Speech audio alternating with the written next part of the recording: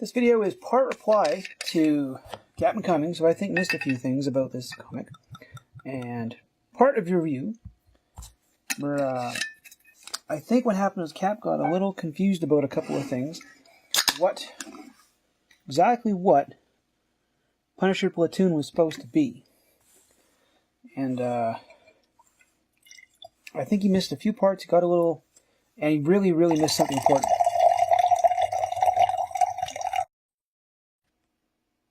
So, Punisher Platoon. If you've seen the previews, you know all this. If you haven't, I strongly suggest you go check them out. It's going to give you a lot more information than I will here. There's someone writing a book about Frank Castle's first command.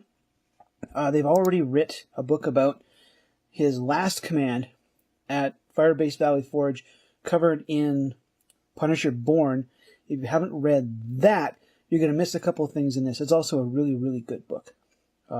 It's about Frank's last bit in Vietnam and the parts that really kind of push him over the edge. So they're talking about why shouldn't we talk about this? It's the last four guys they could find together. So we get a whole bunch of establishing shots, and I want you to imagine these shots to the sound of something along the lines of, say, One Unfortunate Son, because we're not in a helicopter, Paint It Black, any of the good classic songs you would hear in a Vietnam movie, because that's essentially what this issue is. We're not so much reading a comic as we are reading your typical Vietnam movie. We've got all the setup. Here's the characters, right? Big shots. Let's get out of there. Right there. We've got Frank, and you can just see, like, this is the Frank who signed up because Captain America went up to fight the bad guys, and Frank Castle's going to fight the bad guys. Right? This is not a Punisher comic. Have no illusions. This is not a Punisher comic. This is a Frank Castle comic. It takes place in '68. Got a few other people here talking about how he seems to instantly take to command. Go by the wiki. Marvel Wiki says Punisher spent from 1968 to 1971 in Vietnam. This book references the Tet Offensive, which I'll get to when it comes up on the page, which happens in the beginning of '68. So, like, if this would have to be Frank's first trip in country, he's going to tell these guys that I have no.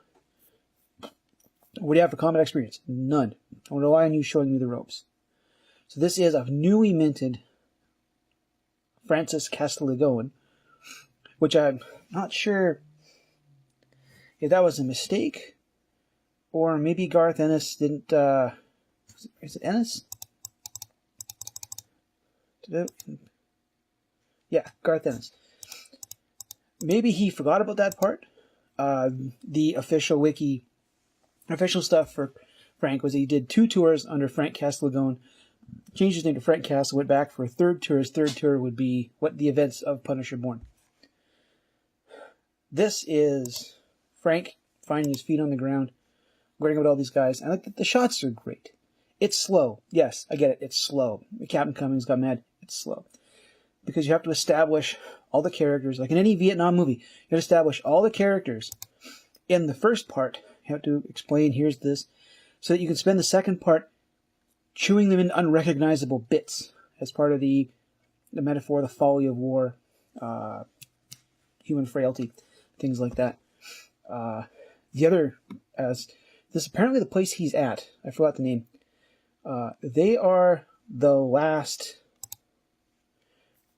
We ain't exactly top list for anything. Main base soaks up all the good shit. We get the dregs. These guys get the least supply of boarding position. If that doesn't foreshadow that something absolutely horrible is going to happen here, if that doesn't foreshadow that something just freaking terrible is going to happen here, then you're not paying attention to what's going on. You don't get stuck in the middle of nowhere. You don't plop something in the middle of nowhere and have nothing happen. Right? This is really good foreshadowing here. I have to wonder if Ennis watched a movie, if Ennis watched a movie called, if I'm pronouncing this properly, Kajaki, The True Story. This is an Australian movie. A bunch of guys they're in Afghanistan. They're stuck in the middle of goddamn nowhere, and they're just overlooking stuff that they're not allowed to get involved in because their radios suck, and they can never get a hold of anyone. So a couple guys figure they're going to go down and try to do something about it, and one of them catches a landmine. And as everyone else comes down to try to do something, shit piles up fast. If you have a chance, Kajiki, The True Story, we watched it on Netflix or something. Go watch. You want to watch, go from quiet to disastrous in one step. And I have a feeling that Ennis watched it. So we got, it ain't me over there. Get back on the ground. These guys are heading out, and they want us to move the abandoned village, chew by, make extraction by air. And Sergeant doesn't like that idea, doesn't want to say anything. I think Sergeant is used to, I forgot his name, is used to just, second LT does whatever he wants, and we get fucking shot up. So Frank does the wonderful thing of listening to him, which is great. This is Frank. I don't want to risk my guys for nothing. This village, dude thinks there's a sniper in there, and nape him. Like that's, no point in losing anyone just to prove you right. Not as long as we have the ordnance. Right? That's like the bigger hammer solves the problem. And they found, right? Cooked 4 guys. Guys come through and they're like, wow, dude's got our back. Right?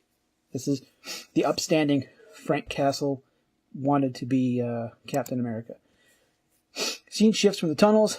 We've got a Viet Cong. She escaped. She's a sniper. She's apparently one of the people who was in that village.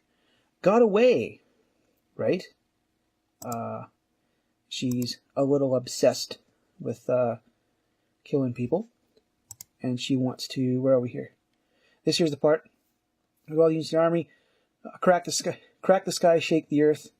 That the Tet Offensive is coming. So this whole entire issue has been foreshadowing for that. And she is... Where are we here? You are our most effective cadre commander. Your loss be grievous. Do you know that to go after one American, this big man would mean your death? I do. And they ask, how do you know this? Now here's the thing. At no point in this issue have we seen the speaker. Right? This is all taken from the speaker's POV. Nothing there. Someone says about... remember, I was too young for the draft, but that isn't it. I'm going to bet. I have my... Where are we here? I will put $5 Canadian Tire money on the line right now. She's the one talking to him. I will, we don't get a lot of subtlety in comics these days. You lay out everything you want to in the first act. I'm positive she's the one talking to him.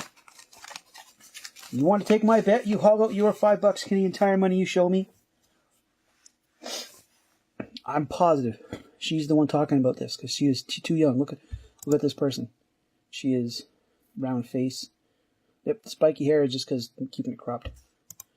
But she's small. She's got to be the one. Now, to the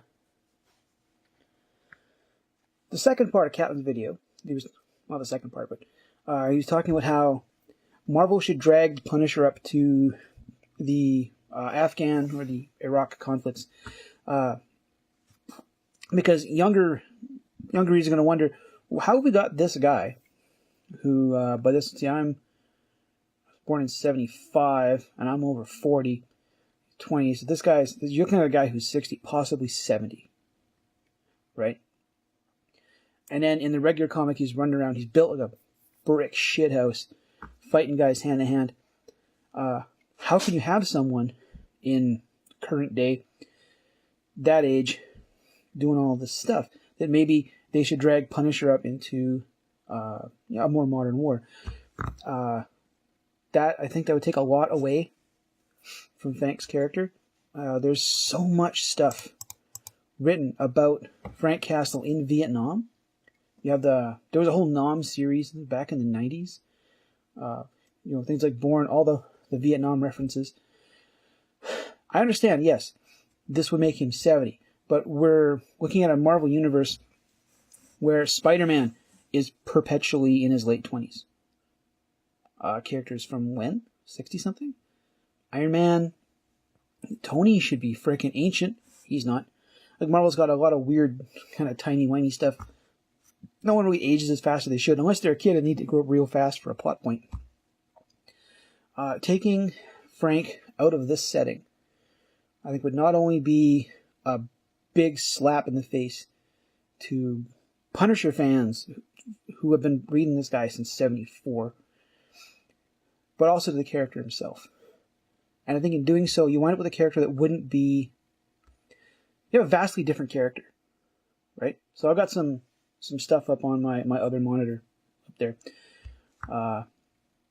So in 16 years worth of Iraq, Afghanistan, you're looking at 4,400 casualties. Vietnam, 20 years, 55 to 75, 58,000 dead. 58,000 dead. You're looking at, and it's the math, a 13 times casualty rate. It's 13, 10, 10, 3, 13 times casualty rate. To the guys, if anyone watches this who's been in Iraq and Afghanistan, I am in no way saying that you had an easy time. I'm a fucking fat, lazy Canadian. If you dragged me in the army, I'm pretty sure I wouldn't survive basic training. Right? If you can get just to that point, you are a better specimen of manliness than I am.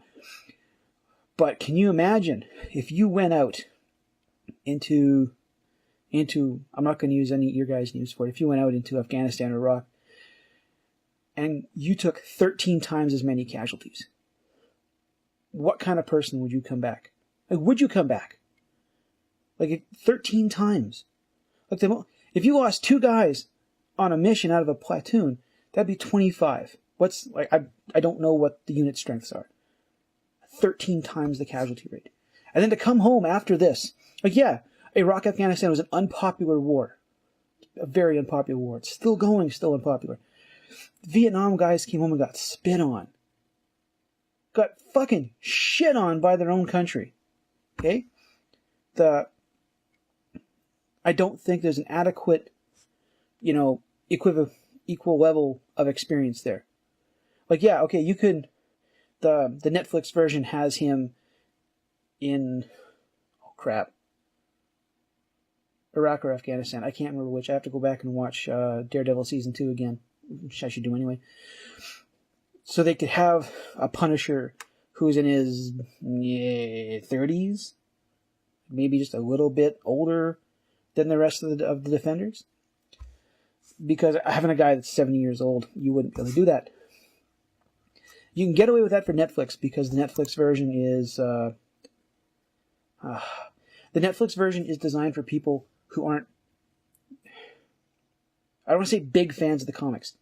Right? They've heard of some of the characters, and I realize I should have a picture of the Defenders up here, but I don't. That the Netflix version will be their first experience with the character. And they'll read that, they'll watch that, they'll go, maybe I should try the Punisher, and then who's this older guy? They might get a little confused. But when someone tells them, they'll go, well, why should I read the Punisher as a whole different character? And they'll go, dude, read the Punisher. Freaking read it, it's awesome. You won't care about the difference. But drag him into the future, drag him into modern day, I don't think it's going to work. I think Vietnam is a far more iconic conflict in terms of U.S. military escapades. A lot more than Iraq, Afghanistan. I think that even though Vietnam ended, I think it ended the year I was born, for crying out loud, it's still there in pop culture. Like we're getting movies based in Iraq and Afghanistan, and And they're every bit as nihilistic and, depressing as Vietnam movies were. But there's just something different about the conflict. And dragging Frank Castle from then forward, I don't think it'd be a disservice. I think it really would. I didn't want to spoil too much of this. I think I'm really gonna enjoy this series. I think it's great. This, and I've got to do one for Spirits of Vengeance, which is friggin' amazing. Read this series. This proves that every now and then current day Marvel can make something good. And I want this to sell amazingly good, so that Marvel knows what sells and what doesn't. It's the Great Canadian Neckbeard. $5 Canadian Tire money. Bring it. I'll see you next time.